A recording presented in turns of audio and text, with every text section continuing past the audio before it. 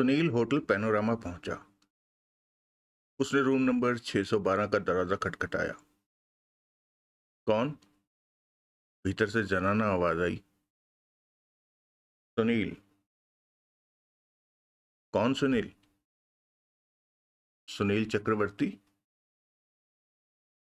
किससे मिलना है?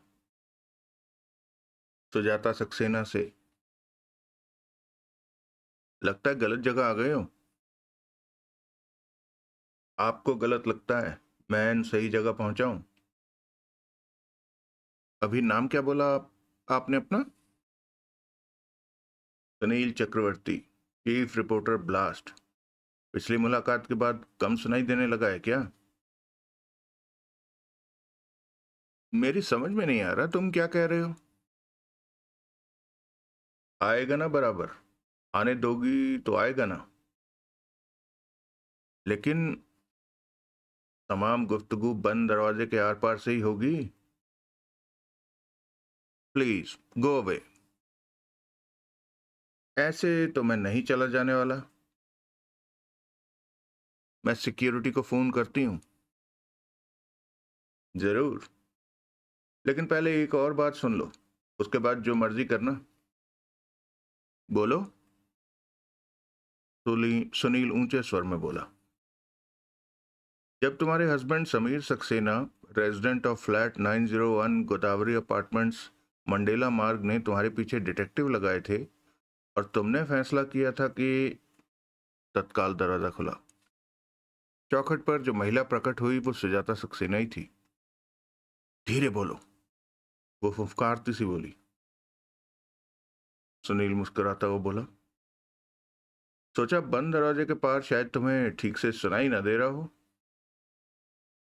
अजीब चिपकू आदमी हो, हर किसी के ऐसे ही गले पड़ते हो। सुनील ने फिर ऊंची आवाज की। मैं शादीशुदा औरतों के गले पड़ने का शौक नहीं रखता। टू टाइमिंग शादीशुदा औरतों के गले तो बिल्कुल ही नहीं पड़ता। अरे, क्या पब्लिक अनाउंसमेंट कर रहे हो? Shut your mouth. मुंह बंद करूं या धीरे बोलूं? बाल की खाल मत निकालो। यहां कैसे पहुंच गए? बोलूंगा ना। क्या चाहते हो? बोलूंगा। रास्ते से हटो। यहां क्या प्रॉब्लम है? सुनील ने फिर ऊंची आवाज की। मुझे तो कोई प्रॉब्लम नहीं, लेकिन सुजाता सक्सेना को हो, जो कि यहाँ सुरेखा माथुर के नाम से। वो तुरंत एक तरफ हट गई। Thank you. सुनील भीतर दाखिल हुआ। सुजाता ने उसके पीछे दरवाजा बंद किया। सुनील लापरवाही से कुर्सी पर ढेर हुआ और एक सिगरेट सुलगाने में मशगूल हो गया। चेहरे पर अप्रसन्नता और असमंजस के भाव लिए सुजाता उसे देखती रही। बैठो। सुनील धुआं उगलता बोला। बैठूं? उसकी भवें उठी। हाँ भाई, बैठो। ये कमरा किसका है, मेरा या तुम्हारा? तेरा मेरा जो कहे वो है छोटे दिल का। मैं पूछती हूं, यहां कैसे पहुंच गए? परवानों को सब पता है चिराग कहां रोशन है। जवाब दो। बैठ के पूछो। वैसे खड़ा रहना भी कोई योगा की एक्सरसाइज हो तो बेशक खड़ी रहो। वो धम्म से उसके सामने कुर्सी पर बैठी। आजकल लेडीज बहुत फिगर कॉन्शियस हो गई हैं, इसलिए योगा का, एरोबिक्स का कोई मौका नहीं छोड़ती। बस के इंतजार में बस स्टैंड पर भी खड़ी हों तो एक खास अंदाज से, बल्कि रेजिमेंट से हिलती डुलती रहती हैं। मतलब की बात करो। तुम button button who has got the button खेलना बंद करो, तो मतलब की बात करूं ना। पिछली बार तो बड़े अदब से पेश आ रहे थे, मुझे आप कह रहे थे। अब वो अदब कहाँ गया? उस वक्त नई मुलाकात थी, अब तो वाकफियत पुरानी हो गई है ना। एक ही मुलाकात में? रफ्तार का जमाना है। यहां कैसे पहुंच गए? मेरा ये पता कैसे जाना? एक उड़ती चिड़िया ने बताया। तुम वक्त जाया कर रहे हो। जो कहना है कहो। और क्या? अब खाका खींच के समझाऊं? हाँ, उसमें रंग भर के समझाओ। फाइनल रिजल्ट को फ्रेम करके समझाओ। बहुत टाइम है मेरे पास। मेरे पास नहीं है। जो कहना है कहो और चलते बनो। यहाँ पहुंचने में मेरी बहुत मेहनत लगी है। इतनी आसानी से तो नहीं चलता बनने वाला। ओफो। और टाइम क्यों नहीं है तुम्हारे पास? क्या कर रही थी मेरे यहाँ पहुंचने से पहले? चरखा काट रही थी? रिवाज तो है आजकल रुई काटने का। आसिफ लोहार नो। उसने कुछ सख्त बात कहने के लिए मुंह खोला। मिजाज दिखाओगी तो मैं रात तक नहीं टलने वाला। सुनील का लहजा एकाएक सख्त हुआ। मिजाज ठिकाने लगाओ। अपनी फूफा छोड़ो और मुझे अदब सिखाने की जगह खुद मेरे साथ अदब से पेश आओ। तहजीब से पेश आओ, वरना ऐसा पुलंदा बंधेगा कि 10 हिमायती साथ लगेंगे तो भी ना खुलेगा। खामोशी छा गई। क्या चाहते हो? फिर वो नम्र स्वर में बोली। Yes, that's more like it. अब बोलो, क्या कहती हो? क्या कहती हूँ? जो कहना था कह नहीं चुकी मैं तुम्हारे ऑफिस में आकर? तब से हालात में बहुत तब्दीलियां आ गई हैं, और उन तब्दीलियों से तुम वाकिफ हो, बावजूद इसके कि यहां छुपके रह रही हो। छुपके रह रही हो? नाम तब्दील करके किसी होटल में जाकर रहना छुपके रहना ही कहलाता है। मेरी यहां मौजूदगी की खबर कैसे लगी? पहले ही बोला, एक उड़ती चिड़िया ने बताया। तुमने मेरे हस्बैंड का जिक्र किया था। हाँ। मिले हो उससे? हाँ। कैसा लगा? वैसा ही लगा जैसे हस्बैंड्स होते हैं। नहीं, वो वैसा नहीं है। तो कैसा है? खुंदकी, अहंकार का मारा, जला भुना, हर घड़ी भड़कने को तैयार। न खुद चैन लेता है न किसी को चैन लेने देता है। बिजनेस में कामयाबी उसके सिर पर सवार हो गई है। नाक इतनी ऊंची हो गई है कि आसमान छूने लगी है। समझता है उस जैसा कोई नहीं। इतनी खूबियां हैं उसमें। इतनी खामियां हैं उसमें। अब बोलो, कैसे कोई औरत उसकी बीवी बन के उसके साथ रह सकती है? एक बार ये गलती कर चुके तो कैसे गले में पड़ा शादी का जुआ उतार के आजाद हो सकती है? सुनील खामोश रहा। विचारपूर्ण मुद्रा बनाए उसने सिगरेट का कश लगाया। वो आदमी ऐसी बदमजा मिठाई की तरह है जिस पर सोने का वर्क लगा है। मैं वर्क से धोखा खा गई। मैंने वर्क को सराहा, मिठाई की जात औकात समझने की कोशिश न की। मुझे बड़ा ईमान था कि मैं किसी भी आदमी को बहुत अच्छी तरह से परख सकती थी। समीर सक्सेना को न परख सकी? हाँ, ऐसा जादू किया उसने मेरे पर कि पंख कुंद हो गए। फिर वो आदमी तो था ही नहीं। वो तो फर्स्ट क्लास वर्क लगी थर्ड क्लास मिठाई थी। ये बात शादी के बाद पता चली? हाँ। पता चली तो मोहब्बत हवा हो गई। मोहब्बत तो मुझे उससे कभी हुई ही नहीं थी। उसमें एक ही गुण था जिसने मुझे आकर्षित किया था, ये कि वो मोस्ट एलिजिबल बैचलर था। उसमें वो तमाम गुण दिखाई देते थे जो कोई लड़की अपने पति में देखना चाहती है। सबसे बड़ा गुण ये था कि जिंदगी में कामयाब था, दौलतमंद था। फिर मेरे पर टोटल फिदा था। मुझे देखते ही बच्चे की तरह मचल बैठा कि लूंगा तो यही खिलौना लूंगा। मेरे पर भी उसका शुरुआती रौब यूं गालिब हुआ जैसे पहाड़ टूटा और मेरे पर ढेर हो गया। मुझे वो बेफिक्री और ऐश की जिंदगी की गारंटी लगा। और तुमने उससे शादी कर ली? हाँ, लेकिन जब मिठाई खाने का मौका आया तो वर्क हट गया और मिठाई की औकात सामने आ गई। नतीजा ये निकला कि शादी ने अभी पांव भी नहीं पसारे थे कि विरक्ति सिर पर सवार हो गई। आगे कैसे कटी? एक साल जैसे तैसे कटी, फिर एक इनकलाबी तब्दीली पेश आई। क्या? मेरी मिस्टर राइट से मुलाकात हो गई। कोई और मिल गया जिसे तुम्हें लव एट फर्स्ट साइट वाला धड़का लग गया। एन यही हुआ, लेकिन उसके बाद जो हुआ वो मेरी जिंदगी की सबसे बड़ी भूल थी। क्या? नई आशिकी में अंधी हुई मैंने समीर के सामने तमाम हकीकत बयान कर दी। साफ बोल दिया कि मुझे किसी और से प्यार था। मैं उसके बिना नहीं रह सकती थी। मैं उसे अपना बनाना चाहती थी, तहे दिल से उसका बनना चाहती थी। इसलिए मैं समीर को तलाक देना चाहती थी, लेकिन चाहती थी कि सब कुछ दोस्ताना माहौल में हो, म्यूचुअल कंसेंट से हो। ये वो भूल की जिसने तुम्हें अपनी जिंदगी की सबसे बड़ी करार दिया। ये वो भूल की जिसे तुमने अपनी जिंदगी की सबसे बड़ी करार दिया। हाँ। ये भूल क्यों कर साबित हुई? मुझे उसको तलाक प... मुझे उसको तलाक पाने के पीछे जो असल मकसद था वो नहीं बताना चाहिए था। ये नहीं बताना चाहिए था कि कोई मर्द मेरी जिंदगी में आ गया था। इस मामले में मुझे टैक्ट से काम लेना चाहिए था। बोलना चाहिए था कि मेरे लिए शादी एक एक्सपेरिमेंट था जिसका नतीजा शादी के बाद ही हासिल हो सकता था। और शादी के बाद जो नतीजा हासिल हुआ था वो ये था कि हम कंपैटिबल कपल नहीं थे। We were not made for each other. हमारी नहीं निभ सकती थी, इसलिए मैं आज़ाद होना चाहती थी। मैं ऐसा कहती तो शायद उसे मेरे जज्बात से, मेरी सोच से इत्तेफाक होता। मेरे ये कहने ने कि मैं उसे छोड़कर किसी और का दामन थामना चाहती हूँ और वो कोई और मैंने चुन भी लिया हुआ है, उसे आग बबूला कर दिया।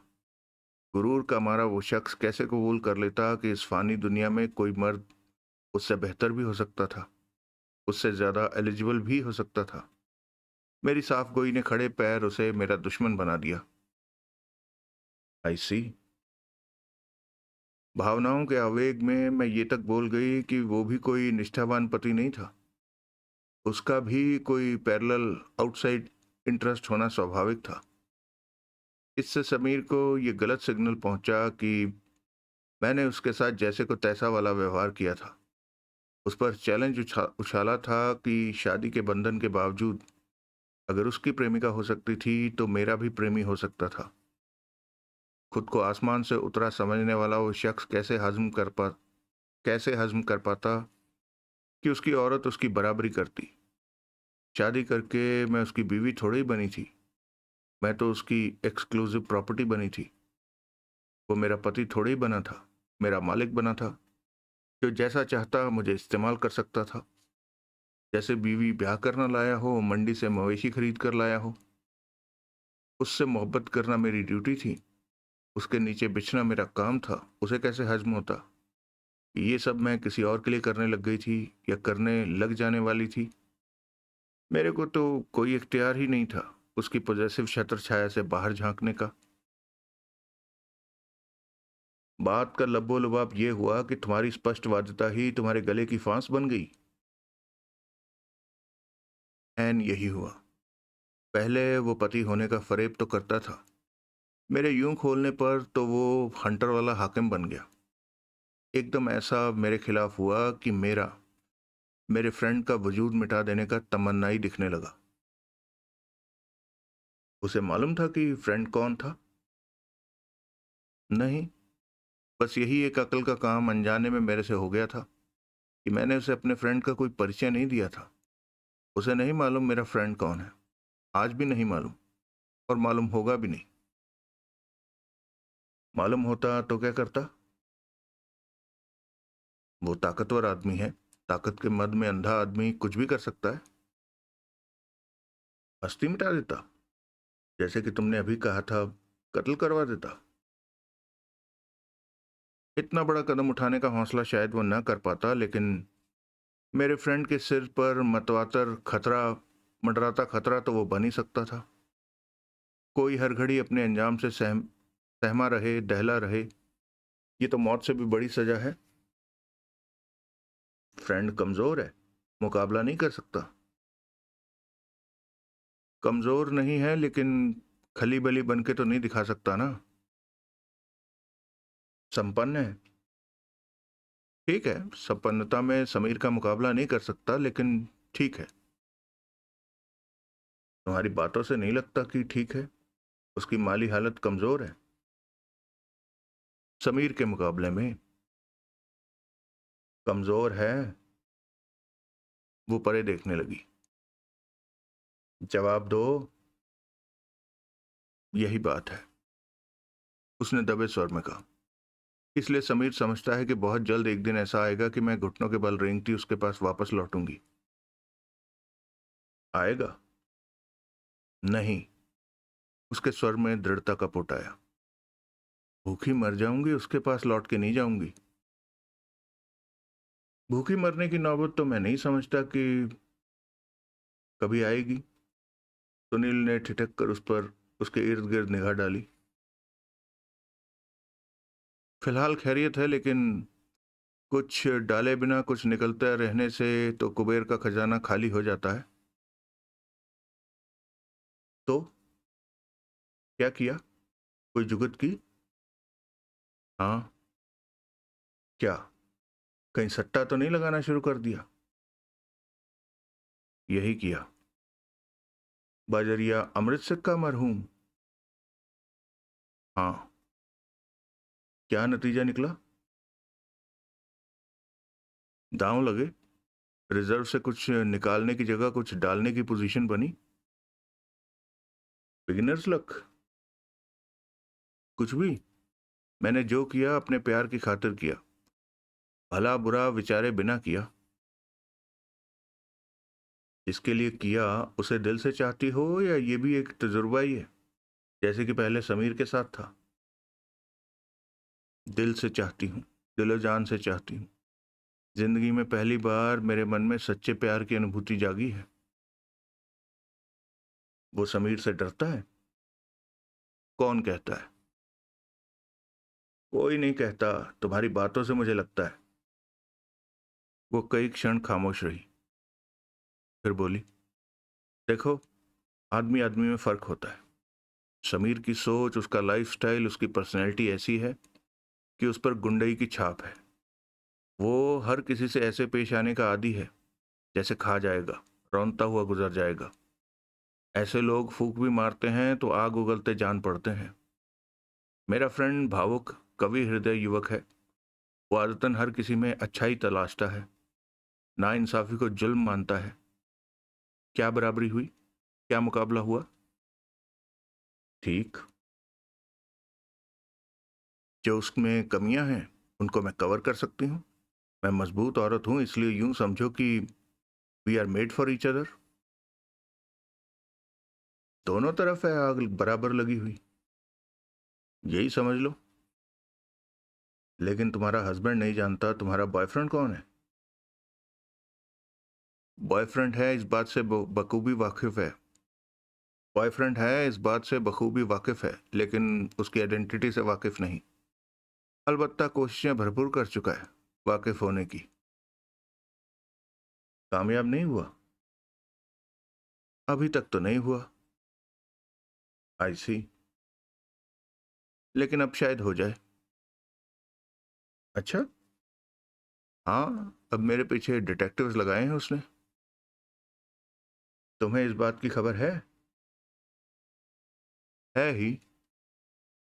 आई सी।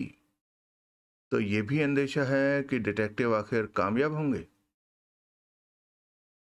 हाँ, इसीलिए मैंने वो कदम उठाया जो जो जिसकी वजह से तुम यहाँ हो। अपने से मिलती जुलती लड़की का इंतजाम किया जो कि संतोषी अपार्टमेंट्स में तुम्हारी जगह ले पाती। हाँ। उदिता चोपड़ा तुम्हारा सब्स्टिट्यूट है, डबल है, डुप्लीकेट नहीं है। हम शक्ल जुड़वा नहीं है। समीर सक्सेना कभी खुद संतोषी अपार्टमेंट्स पहुंच जाता तो? वो ऐसा नहीं कर सकता था। क्यों? क्योंकि अहम का मारा है। समझता है उसके चलकर मेरे पास आने से उसकी हेठी हो जाएगी।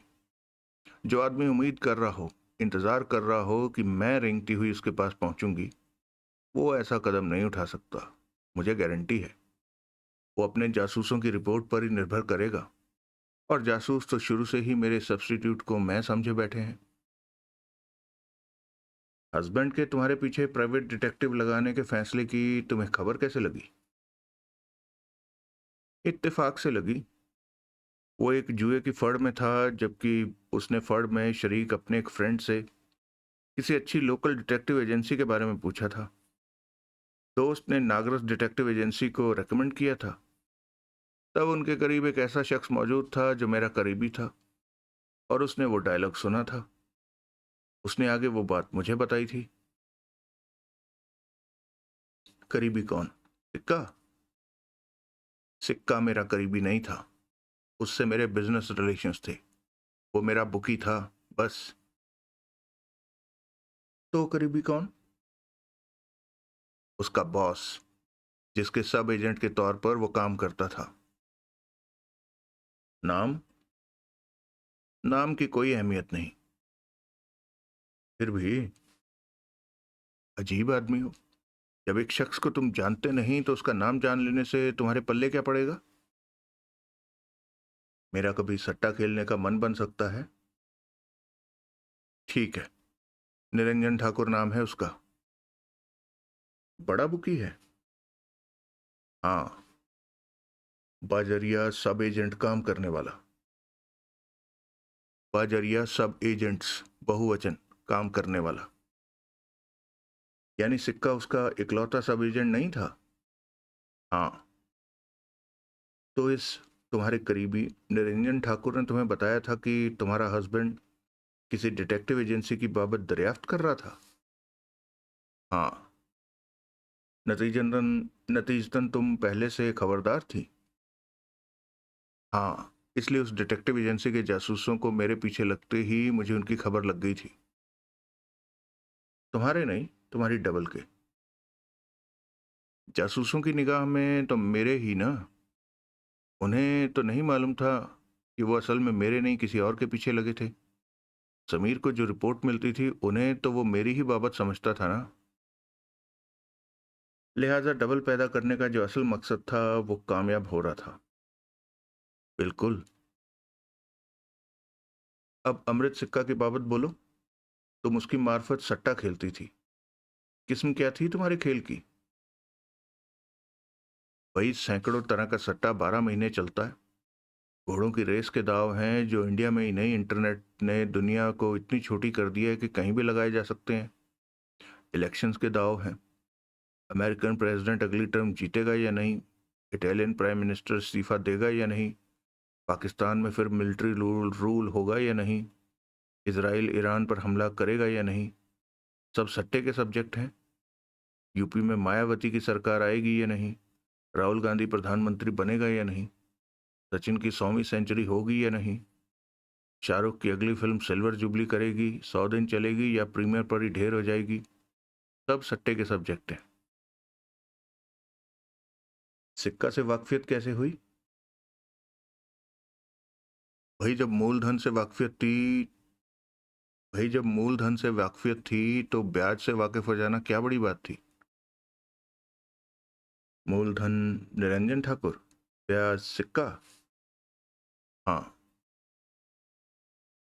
मूलधन ब्याज की जगह मदारी बंदर की जोड़ी बोलती तो बयान ज्यादा मौजू होता। वो हंसी, तत्काल संजीदा हुई। कैसा आदमी था? कौन? कौन कैसा आदमी था? सिक्का? ढका छुपा कौन मैन था जो इजी मनी के लिए कुछ भी कर सकता था? काफी चलता पुर्जा था, अपने कारोबार में काफी कामयाब था, इसलिए बखूबी तुम्हारे काम आया। हाँ, देख लो किस खूबी से उसने मेरी जगह लेने के लिए एन फिट लड़की का इंतजाम किया। संतोषी अपार्टमेंट्स में ही तो नहीं रहता था वो? नहीं, वहां नहीं रहता था, लेकिन वहां उसका रेगुलर आना जाना होता था। क्यों? उसकी एक गर्लफ्रेंड है जो वहां संतोषी अपार्टमेंट्स में ही रहती है। तुम्हारे वाकिफकारों की वहां फोन कॉल आती थी। कभी कोई खुद चल कर आता तो? मैंने सबको बोला हुआ था कि कोई फोन किए बिना वहां ना आए। फिर भी कोई आ जाता तो? तो मेरे डबल की कंपेनियन से उसको जवाब मिलता कि मैं घर पर नहीं थी। फोन पर जवाब मिलता था कि अभी कॉल रिसीव नहीं कर सकती थी, कॉल बैक करेंगी। हाँ, बाजरिया सिक्का फौरन मुझे उस कॉल की खबर लग जा बाजरिया सिक्का फौरन मुझे उस कॉल की खबर लग जाती थी। मैं कॉल बैक कर देती थी। किसी को शक नहीं होता था कि असल में तुम फ्लैट से नहीं कहीं और से बोल रही थी? नहीं। ये सिलसिला कब तक चलता? जब तक मेरा हस्बैंड आश्वस्त न हो जाता कि मैं एक आदर्श नारी थी, मेरा चरित्र बेदाग था और उससे अलहदा होकर मैं एक उम्र दराज कंपेनियन के साथ सात्विक जीवन गुजार रही थी। मैं कभी सिक्का के साथ कहीं बाहर भी जाती भी थी तो मेरी कंपेनियन हमेशा मेरे साथ होती थी। तुम्हें अपनी स्कीम की कामयाबी की उम्मीद थी? पूरी। हस्बैंड उल्लू बन जाता? बन ही रहा था। आखिर क्या होता? आखिर जब वो मेरे तन्हा लेकिन शुद्ध पवित्र सती नारी जैसे लाइफस्टाइल से पूरी तरह मुतमईन हो जाता, तो एक दिन मातमी शहीदी शक्ल बनाए मैं उसके पास पहुंचती और बोलती कि मैं अपनी तन्हा जिंदगी से तंग आ गई थी, इसलिए उसके कदमों में लौटना चाहती थी। जब ऐसा होता तो मैं दावे के साथ कहती हूँ कि वो फौरन फौरन से पेशतर तलाक के लिए कोर्ट में अर्जी दाखिल कर देता। आई सी। सिक्का के बारे में क्या कहती हूँ? क्या कहूँ? उसका किरदार मुझे एक मौका परस्त शख्स जैसा लगा था। तो कोई भी मौका देखकर अपनी रोटियां सेकने लग जाना उसके लिए कोई बड़ी बात नहीं थी। आजकल हर कोई ऐसा ही है। इस वक्त हर किसी की नहीं, उसकी बात हो रही है। कहना क्या चाहते हो? क्या पता वो सिर्फ जाहिर कर रहा हो कि वो बड़ी निष्ठा से निस्वार्थ तुम्हारा काम कर रहा था, लेकिन असल में वो चुपचाप अपनी पड़ताल में लगा हुआ था कि क्यों तुम्हें अपनी जगह लेने के लिए एक डबल की जरूरत थी। उसके चेहरे पर गहन चिंता के भाव आए। ये सोच कर कह रहा हूं कि तुमने उसे अपनी स्कीम में डबल की जरूरत की बाबत ही बताया था, स्कीम की बाबत कुछ नहीं बताया था? या? सुनील अपलक उसकी तरफ देखता हुआ बोला, बताया था। उसने पूर्वतः चिंतित भाव से इंकार में सिर हिलाया। सिक्का जो कुछ मेरे लिए कर रहा था फोकट में नहीं कर रहा था। जैसे डबल की और कंपेनियन की फीस मुकर्रर थी, वैसे उसकी भी फीस मुकर्रर थी। खोखली तसल्ली है मैडम, जिससे तुम खुद आश्वस्त नहीं जान पड़ रही हो। ऐसा नहीं है। शक्ल पर तो ऐसा ही लिखा जान पड़ता है। ऐसी बात नहीं है। सिक्का को एंगेज करने से पहले यह संभावना मेरे जहन में आई थी। तब मेरी अकल ने यही जवाब दिया था कि भले ही वो कितना भी चलता पुर्जा था, मेरे साथ कोई डबल गेम नहीं खेल सकता था। बहुत अदब करता था वो मेरा। मेरे किसी काम आना अपने लिए इज्जत समझता था। गोद में बैठकर दाढ़ी मूंडना आसान होता है। कॉन मैन का काम ही होता है पहले कॉन्फिडेंस भी लेना, फिर कॉन्फिडेंस का गला घोटना। ब्लैकमेल का कारोबार ऐसे ही चलता है। ब्लैकमेल? हाँ। ब्लैकमेल का जिक्र किस लिए? जब हर बात का जिक्र है तो ब्लैकमेल का भी क्यों नहीं? लेकिन ये आउट ऑफ कॉन्टेक्स्ट बात है। शायद कोई कॉन्टेक्स्ट हो। क्या? मौत से पहले उसकी जेब में फॉरेन करेंसी में 2.5 लाख रुपए थे। कोई आम आदमी आम हालत में एक वक्त में इतना पैसा अपनी जेब में नहीं रखता, वो भी डॉलर में। वो आम आदमी नहीं था, सट्टेबाज था। अपने कारोबार के मद्देनजर सट्टेबाज के लिए हालात आम कभी नहीं होते। इस धंधे के लोगों को इससे 10 गुना, 20 गुना, 50 गुना बड़ी रकमें एक टाइम में अपने पास रखनी पड़ती हैं। 2.5 लाख रुपए की सिक्का के लिए अहमियत पॉकेट मनी जैसी थी। फ्लैट पर जब तुम्हारे लिए कॉल आती थी तो उसकी खबर तुम्हें बजरिया सिक्का फोन पर हासिल होती थी? हाँ। उसे तुम्हारा फोन नंबर ही मालूम था या तुम्हारे इस मौजूदा मुकाम की भी खबर थी? सिर्फ फोन नंबर मालूम था। फर्ज करो उसने तुम्हारे इस खुफिया मुकाम की भी खबर निकाल ली हुई थी। कैसे? कैसे भी अभी महज फर्ज करो कि ऐसा था। ओके। जैसी जंग तुम्हारे और तुम्हारे पति के बीच में आजकल छिड़ी हुई थी, उसकी रूह में ये एक कीमती जानकारी थी जिसका कोई बेजा इस्तेमाल उसके जहन में आ सकता था। क्या बेजा इस्तेमाल? वो इसका सौदा जाकर तुम्हारे पति से कर सकता था। वो आकर तुम्हें धमका सकता था कि अगर जानकारी की कोई करारी उजरत उसे तुमसे हासिल ना हुई तो वो उसे तुम्हारे पति के हवाले कर देगा। कहने का मतलब ये है कि या तुम उसकी खामोशी की कीमत अदा करो, या वो जानकारी तुम्हारे पति से कोई कीमत हासिल करने की, या वो जाकर तुम्हारे पति से कोई कीमत हासिल करने की जुगत करता। वो मुझे ब्लैकमेल करता? हाँ, इसलिए मैंने ब्लैकमेल का हवाला दिया। मैं उसे काला पैसा न देती? काले पैसे से तो उसका कुछ बनता भी नहीं। वो मुझे ब्लैकमेल करने की कोशिश करता तो क्या तो? मैं मैं उसे जान से मार देती।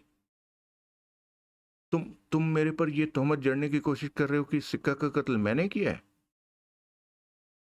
मैं हर संभावना पर विचार करने की कोशिश कर रहा हूं। मुझ पर कत्ल का इल्जाम लगाकर बड़ा अच्छा सिला दे रहे हो मेरी साफ गोई का।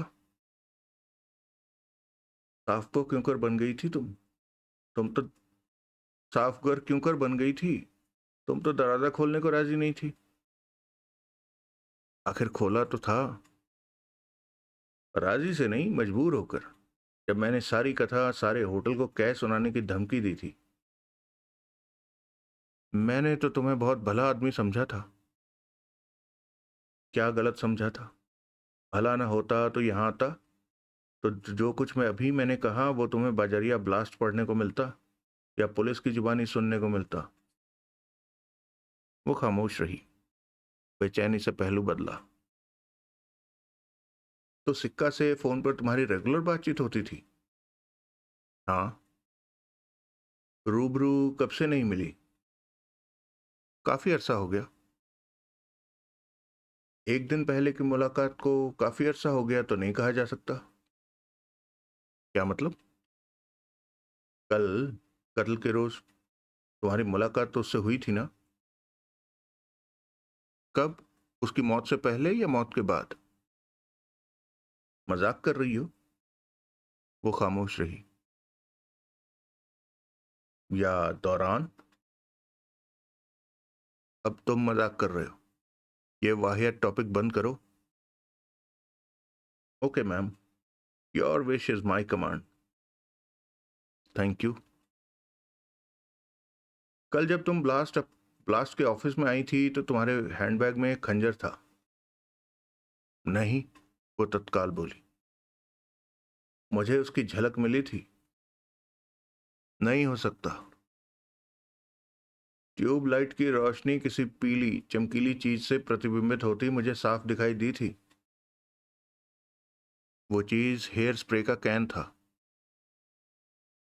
देखो, मैं तुम्हारे खिलाफ नहीं हूं, इसलिए मेरे से झूठ बोलना बेकार है। तुम मुझे कातिल ठहराते हो और फिर कहते हो कि मेरे खिलाफ नहीं हो। कातिल नहीं ठहराता, तुम्हें एक संभावना से वाकिफ कराता हूं। तुम कहो अपनी जुबानी कि जो कुछ मैंने कहा उसकी रूह में संभावना की भी कोई गुंजाइश नहीं। उसने जवाब ना दिया। या फिर कबूल करो अपनी जवानी की संभावना तो है। माना तुम बेगुनाह हो, फिर भी इतनी सी बात कबूल करने में क्या प्रॉब्लम है? इतनी सी बात क्या तुम्हारा इकबालिया बयान बन जाएगी जो बीच में बिना कोई पड़ाव डाले सीधे तुम्हें फांसी के फंदे पर पहुंचा देगी? ऐसा तो नहीं है। तो फिर संभावना तो है। तुम्हारे हैंडबैग में खंजर था। हाँ हाँ। क्यों था? तुम्हारे पास खंजर क्यों था? एक नॉवेल्टी आइटम के तौर पर था, एंटीक के तौर पर था। उसकी मूठ और फल दोनों नक्काशीदार थे। मुझे नक्काशी बहुत पसंद आई थी, इसलिए मैंने खरीद लिया था। कहाँ से? सेंट्रल पार्क के नॉर्थ गेट के बाहर खाना बदोश बैठते हैं जो पटरी पर सजाकर ऐसी आइटम्स बेचते हैं। आई सी। चाहो तो जाके पता कर लो, वैसे और भी खंजर होंगे वहां। जरूरत नहीं, मुझे तुम्हारी बात पर विश्वास है। Thank you. तुम्हारे हस्बैंड का भी यही ट्रेड है क्या? सुना है एंटीक डीलर है, नॉवेल्टी आइटम्स, फैंसी आइटम्स में डील करता है। ठीक सुना है। रौनक बाजार में बड़ा शोरूम है। वो भी ऐसी आइटम्स अपने शोरूम में रखता होगा। हाँ, दर्जनों में, सैकड़ों में। एक्सपोर्ट भी करता है इसलिए। तुमने खंजर उसके शोरूम से हासिल किया? नॉनसेंस। मैंने 3 महीने से उसकी शक्ल नहीं देखी। खंजर मैंने पटड़ी से अभी पिछले हफ्ते खरीदा था। दिखाओ। क्या? वो खंजर, भाई, तुम्हारी पटड़ी की खरीद। वो वो तो अब मेरे पास नहीं है। कहाँ गया? फेंक दिया। फेंक दिया? हाँ। क्यों? ये भी कोई पूछने की बात है? मेरे अपने फ्लैट में एक शख्स का कत्ल हुआ था। एक ऐसे शख्स का खंजर से कत्ल हुआ था जो मेरे से वाकिफ था। पूछताछ के लिए पुलिस किसी भी घड़ी मेरे सिर पर आन खड़ी हो सकती थी। कैसे जानती तुम कहाँ थी? इसका जवाब खुद सोचो। पुलिस पुलिस होती है, किसी hole in the wall detective agency के 2.5 जासूसों की टीम नहीं होती। फिर क्या मेरा अज्ञातवास अभी आगे भी चल पाता? सिक्का जंजीर की एक कड़ी था, वो कड़ी टूट गई तो समझो जंजीर टूट गई। ठीक। कहाँ छोड़ा खंजर? नहीं बता सकती, लेकिन जहां छोड़ा वहां से बरामद नहीं होने वाला। सिक्का की लाश में? मैंने कहा बरामद नहीं होने वाला। वहां से तो बरामद हो भी चुका है। कत्ल तुमने नहीं किया? कोई कसम उठवा लो, नहीं किया। ठीक है। सुनील उठ खड़ा हुआ। एंजल फेस, इतनी देर तुमने मुझे बर्दाश्त किया, मेरे से इतनी बातें की। इस नवाजिश की एवज में मैं तुम्हें कुछ बताना चाहता हूं जो कि हो सकता है तुम्हारी अपने हस्बैंड के साथ छिड़ी जंग में तुम्हारे किसी काम आए। ऐसा? हाँ। क्या बताना चाहते हो? अलैदगी के बाद से कभी वापस अपने हस्बैंड के फ्लैट में गई हो? नहीं। जाओगी तो हैरान हो जाओगी। ऐसा क्या हुआ वहां? साफ जान पड़ता था कि हाल ही में बहुत खर्चा करके सारा डेकोर एक सिरे से दूसरे सिरे तक चेंज किया गया था। गुलाबी रंग के नए पर्दे, सोफा सेट के सीट कवर्स नए गुलाबी रंग के, पर्दों से मैच करता लाल रंग का कारपेट नया। एक बेडरूम में भी निगाह पड़ी थी, वहां भी बेडशीट्स, पिलो कवर्स, पर्दे सब नए और गुलाबी रंग के। हर चीज नई थी वहां, और साफ किसी जनाना चॉइस और टेस्ट की चुगली करती थी। किसी औरत ने फ्लैट को रीडेकोरेट किया या करवाया? मेरी वहां मौजूदगी में तुम्हारा हस्बैंड एक बार उठकर बालकनी की ओर फ्रेंच विंडो पर गया था, और उसने डोरी खींचकर उस पर का एक पर्दा एक तरफ सरका दिया था, बाहर झांकने के लिए, किसी को भीतर झांकने देने के लिए। क्या मतलब? उस खिड़की का रुख तुम्हें मालूम ही है, बाहर यार्ड की तरफ है, जिसमें और फ्लैटों की भी वैसी ही खिड़कियां और बालकनियों का रुख है। वो पर्दा हटाए जाने पर कोई किसी आजू बाजू के दूसरे फ्लैट की खिड़की से तुम्हारे हस्बैंड के ड्राइंग रूम में झांक सकता था और जान सकता था कि तुम्हारा पति किसे रिसीव कर रहा था, किसके साथ बिजी था। उसका सबूत यह है कि उसके खिड़की पर से हटते ही फोन बज उठा था और इंक्वायरी होने लगी थी कि कौन आया हुआ था। ओह, तुम्हें इस बात की खबर थी कि तुम्हारे पीठ फेरते ही तुम्हारे हस्बैंड ने माशूक भी पाल ली हुई थी, या माशूक पहले से ही पाली हुई थी? नहीं, मैंने ऐसी कोई खबर निकालने की बहुत कोशिश की थी लेकिन कामयाब नहीं हो सकी थी। नाकामी का क्या मतलब निकाला था? माशूक थी ही नहीं। मैंने तो यही सोचा था। गलत सोचा था। माशूक पर चिराग तले अंधेरा वाली मिसाल चरितार्थ हो रही थी। चिराग तले थी, इसलिए निगाह में ना आई। हे भगवान, पड़ोस में बसी। अभी आई बात समझ में। मेरा हस्बैंड मेरे अफेयर की जानकारी हासिल करने के लिए मरा जा रहा है, लेकिन खुद के अफेयर से उसे कोई गुरेज नहीं। मेरी उससे नहीं निभी तो अलहदगी की जिंदगी के उसके रूल जुदा हैं, मेरे रूल जुदा हैं। पाबंदियां और पहरेदारियां सिर्फ औरत पर लागू हैं, मर्द पर नहीं। औरत सामाजिक मर्यादाओं से बाहर कदम निकाले तो कुल्टा, कलंकिनी, व्यभिचारिणी। वही काम मर्द करे तो नटखट, भंवरा, रास बिहारी, माही मुंडा। सुनील ने यूं संजीदगी से सहमति में सिर हिलाया जैसे उसके विचारों का अनुमोदन कर रहा हो। फिर वो उठ खड़ा हुआ। सुजाता की भवें उठी। बहुत टाइम लिया मैंने तुम्हारा, चलता हूं। जहमत का शुक्रिया। Never mind.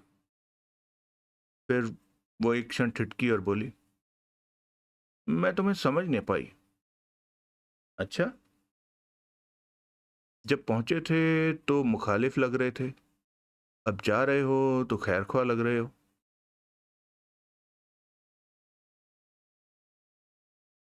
नेक ने नेक, बद ने बद जाना मुझे। अपने अपने अपने अपने तौर पर सबने पहचाना मुझे।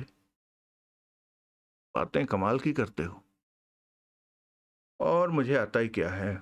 नमस्ते। अगला दृश्य। सुनील पुलिस हेडक्वार्टर्स पहुंचा।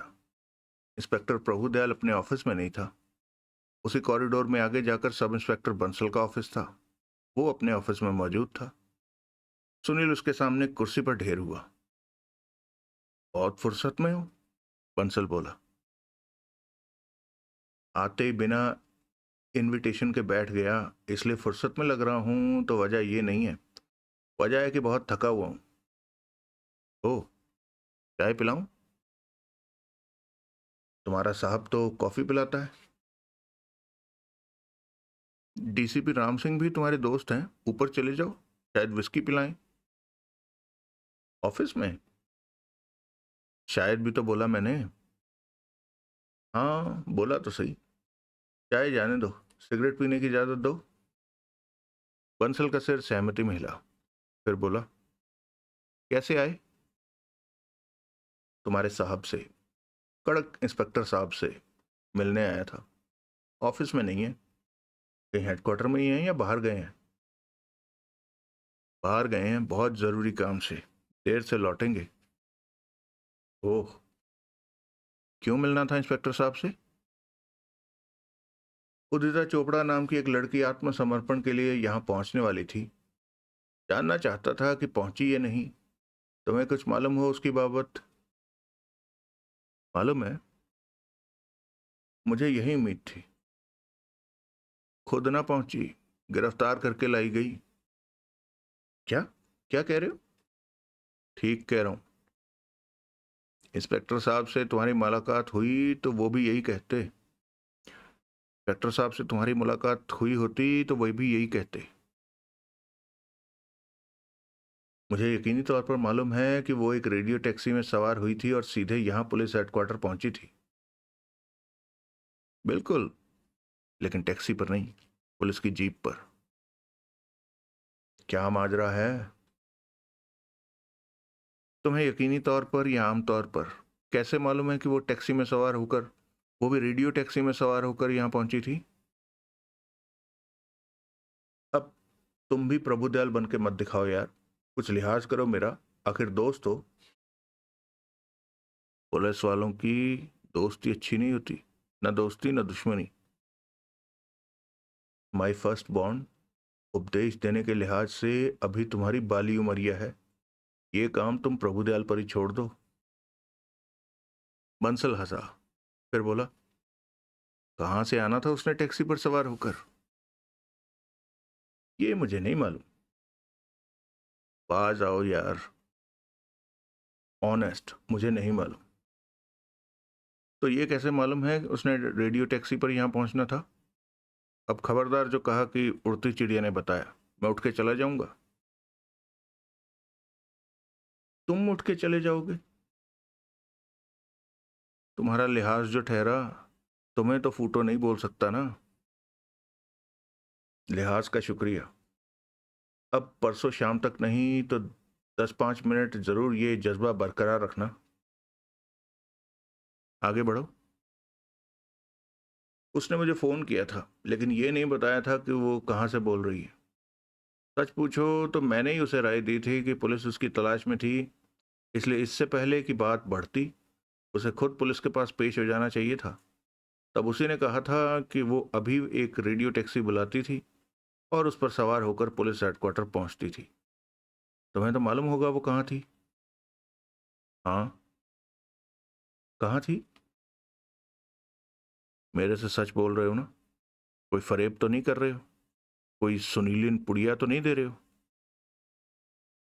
कसम उठवा लो, ऐसी कोई बात नहीं है। हाईवे नंबर 41 पर ग्रीन व्यू मोटल है, वहां थी।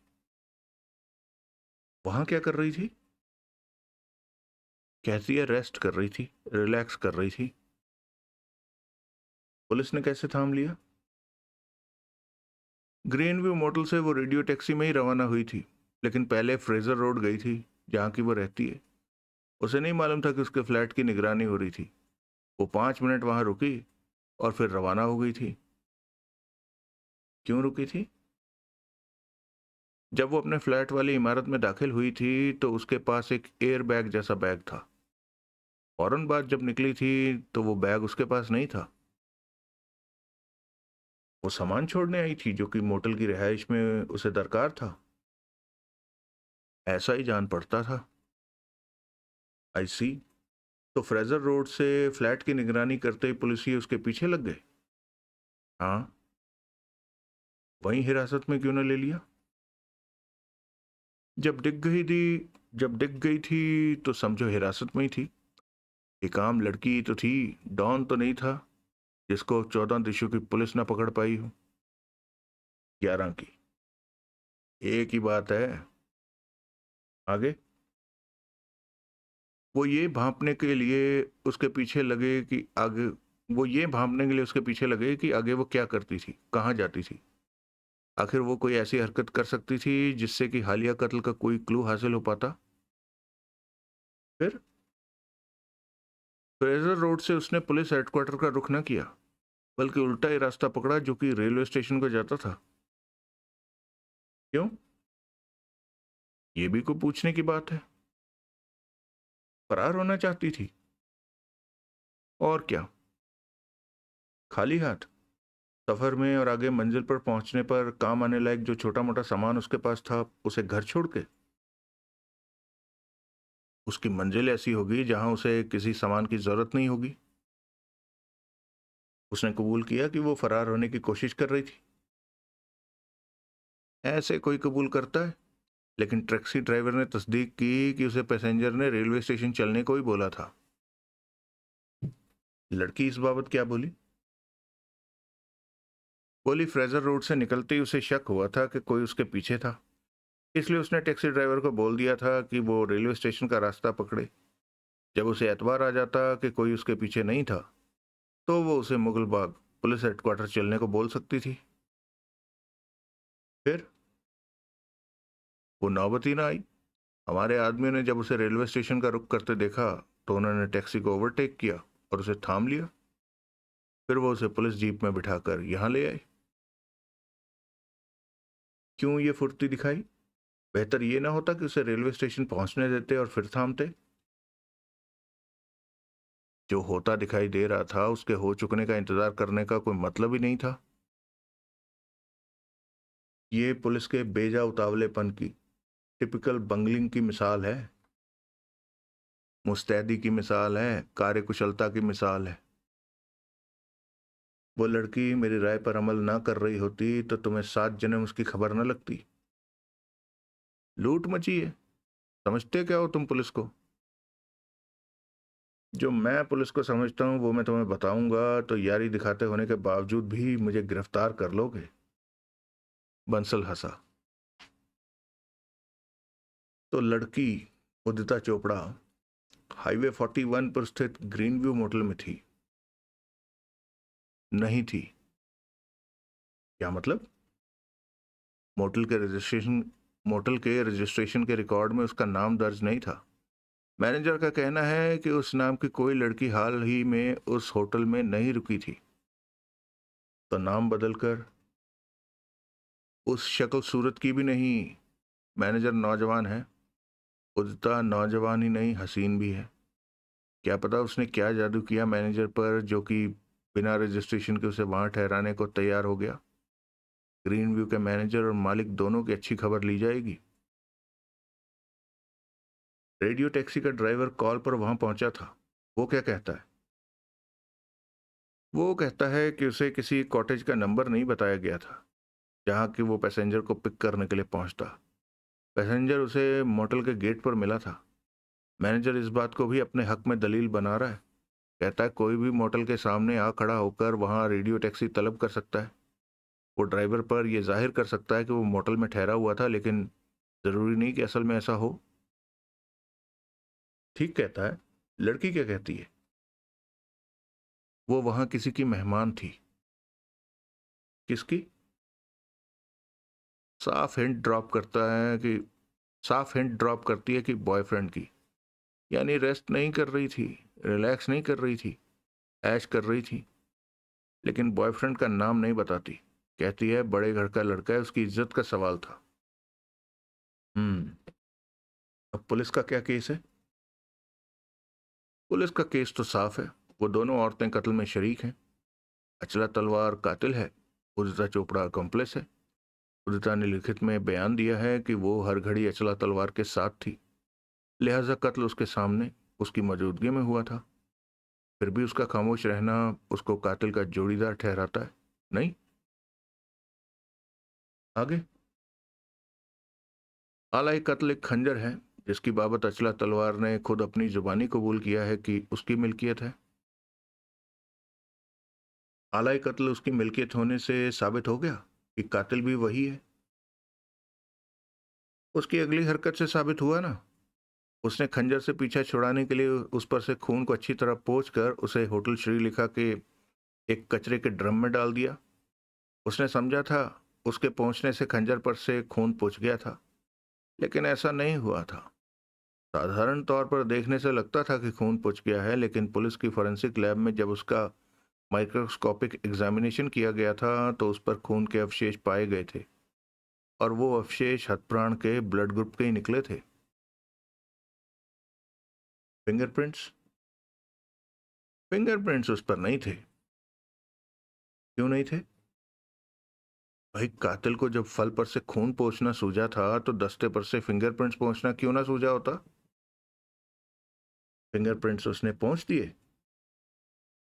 हाँ, अपनी निगाह में उसने एन क्लीन खंजर कचरे में फेंका था। जाहिर है कि फोरेंसिक टेस्ट के माइक्रोस्कोपिक एग्जामिनेशन के बारे में कुछ नहीं जानती थी। वो खंजर आला कत्ल था? यकीनन। असला तलवार की मिल्कियत था और कत्ल के बाद भी उसी के पोजीशन में था। बिल्कुल। क्यों था? क्योंकि वो उसे ठिकाना लगाना चाहती थी।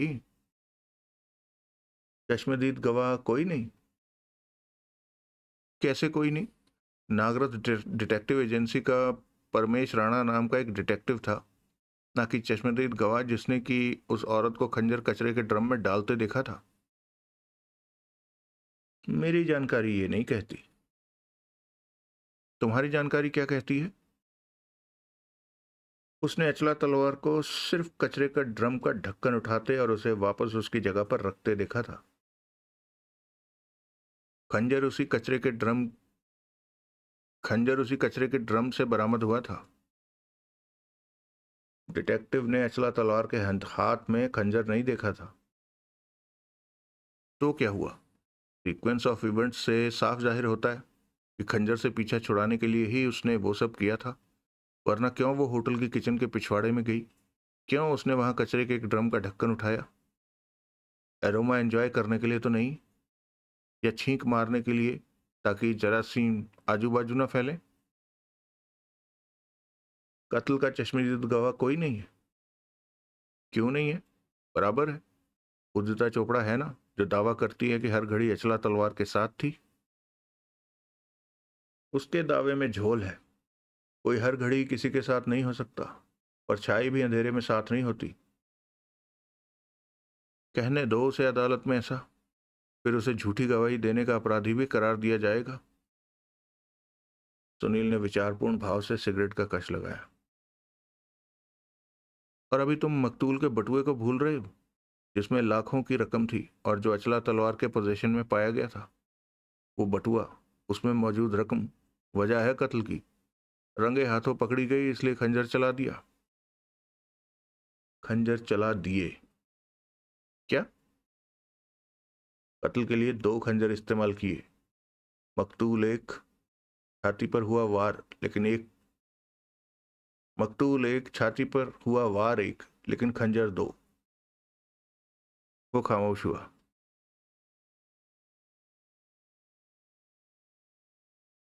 जरूर, जब उसका मकतूल से आमना सामना हुआ होगा तब उसके दोनों हाथों में खंजर होगा, सुनील बोला।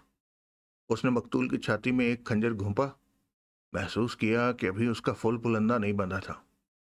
उसने वही खंजर दोबारा भोंकने की जगह दूसरे हाथ में थमा खंजर एन एन उसी जगह भोंका जहां की पहला खंजर भोंका था। फिर एक खंजर छाती में छोड़ा और दूसरा ले जाकर श्रीलेखा में कचरे के ड्रम में फेंका। दोनों खंजर ड्रम में न फेंके, या दोनों खंजर मौका वारदात पर न छोड़े। ऐसा क्यों? हाकिम की साइड किक साहब? उसने उत्तर न दिया। साफ लगा कि कंफ्यूज हो गया था। इस बाबत अचला तलवार खुद क्या कहती है? कबूल करती है कि उसके पास 2 खंजर थे? नहीं, बंसल बोला। लेकिन करेगी, क्यों नहीं करेगी? आखिर मकतूल की छाती में बेबस खंजर पर उसके फिंगरप्रिंट्स पाए गए हैं। सुनील संभल कर बैठा। किसके फिंगरप्रिंट्स पाए गए हैं? कातिल के, उस औरत के। किधर ध्यान है?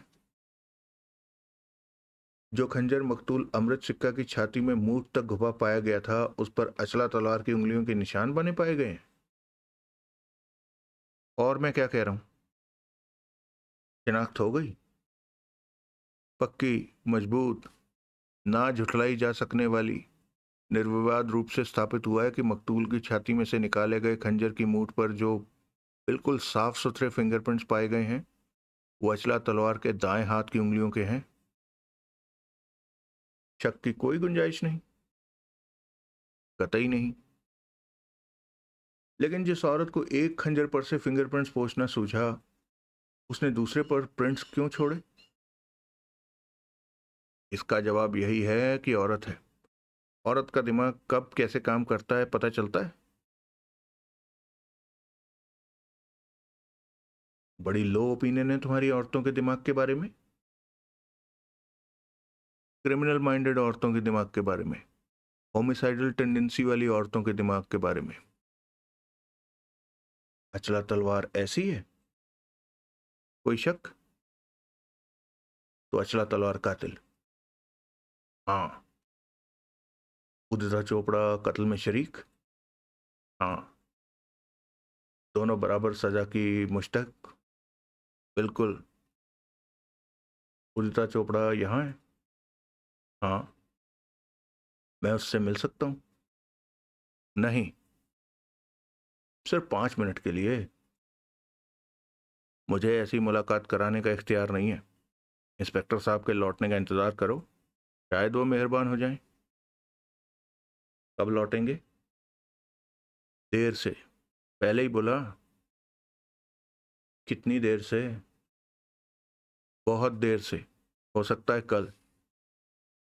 मैं कल तक इंतजार करूं? मैंने कब कहा? तुम्हारी मर्जी है। जब तक जी चाहे करो। जब तक कर सकते हो करो। पोस्टमार्टम हो गया? हाँ। रिपोर्ट क्या कहती है? वही जो एफआईआर कहती है। कोई नई बात नहीं है पोस्टमार्टम रिपोर्ट में? नहीं। मुझे रिपोर्ट दिखा सकते हो? नहीं। I am a media person, remember? You are but you are not the only media person.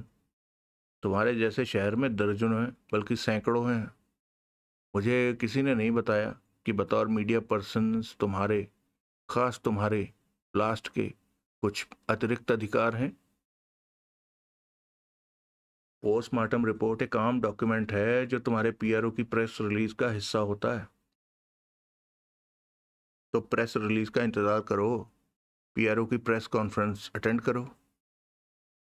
अरे मेरे लगते जिगर, ये काम होते होते होंगे। अभी तो रिपोर्ट ना दिखाने की कोई वजह बोलो। मेरे पास नहीं है, इंस्पेक्टर साहब के पास है। उनके लौटने का इंतजार करो, फिर एक पंथ दो काज करना। उदिता चोपड़ा से मुलाकात करना और पोस्टमार्टम रिपोर्ट देखना। घिस रहे हो? वो हंसा, फिर बोला, नहीं। पोस्टमार्टम कहाँ हुआ? वहीं जहां अमूमन होता है, इंदिरा गांधी जनरल हॉस्पिटल में। किसने किया? भाई, इस काम के लिए डॉक्टर्स के पैनल है, उसमें से किसी ने किया। किसने? उसने जवाब न दिया। डॉक्टर का नाम बताने से तुम्हारी सर्विस कंडीशन की कोई धारा भंग होती है या तुम्हारा व्रत टूटता है? डॉक्टर हरीश वालिया। सुनील ने चैन की सांस ली। कभी डॉक्टर वालिया उसके खिलाफ होता था, लेकिन हाल में ऐसे हालात पैदा हुए थे कि अब वो उसका लिहाज करता था। ओके, सुनील उठता हुआ बोला, थैंक यू फॉर नथिंग। जल्दी है? इंस्पेक्टर साहब का इंतजार नहीं करोगे? रात भर? कोई तकलीफ नहीं होगी, मैं यहाँ बेड का इंतजाम कर दूंगा। यहाँ कहाँ? लॉकअप में। काफी स्मार्ट हो गए अपने साहब की सोबत में। सोबत का असर तो होता ही है। हाँ प्यारे लाल, आज के साथ छलनी भी बोलने लगती है।